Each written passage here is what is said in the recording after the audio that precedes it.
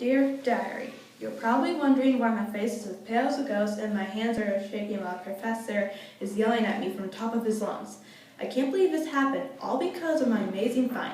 Let me start from the beginning. My name is Amber. I love archaeology and came to Cora College to study it.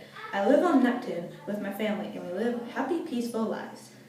One completely normal day, I heard amazing news from Professor Squawkenboggle. Today we will be totally normal day. For most of us, at least. I received news that on the deadly and lonely planet Earth, an ancient city has been uncovered. The planet's top archaeologists have been asked that 4 of my best students join and help uncover some of the ancient city. My purple head almost popped when he said that.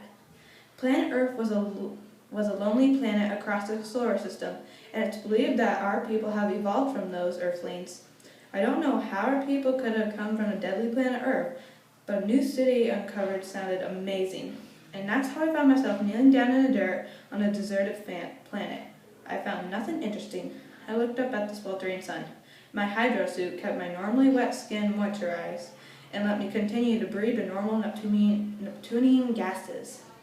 I got up and headed to the nearest chair, but as I was walking over, I tripped and fell and caught myself before my face caught me. I looked up to see what I had tripped over. Sitting on the ground was a red piece of paper. "Come on, Earth, give me a break!" Literally, I groaned, but as I got up to get a closer look at it, I saw that it was half in the ground. I got a shovel and dug it out. At first, I thought it was a normal piece of red paper. Then I turned over and saw strange markings on it. I decided to write my report on this strange object. The length was 6 and the width was 4 in. I held it in my dirty hands and looked at the strange symbols on the back. What could these strange symbols mean? Maybe it was a recipe for something you could eat. I wonder what kind of food it could be. Or it could have been a card used to send each other secret messages. Yes. But an even better thought came into my head.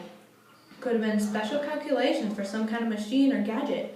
Maybe we did get our intelligence from our ancestors after all. Then a light bulb went off in my head. 2 hours later.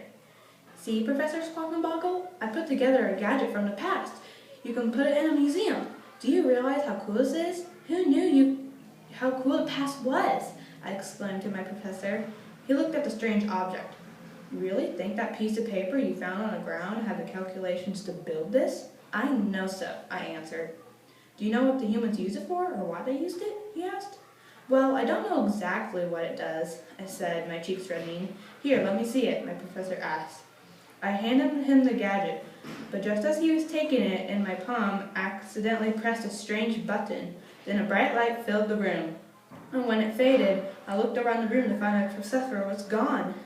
"Professor, where are you?" And all of a sudden, I heard a small voice coming from the ground. I looked down, afraid of what I might find. Then I saw it. My professor had shrunk to the size of an insect. He was yelling up at me and shaking his fist. I swallowed the saliva gathering in my mouth. Apparently, humans like to shrink their enemies. Oh man, I was gonna be toast.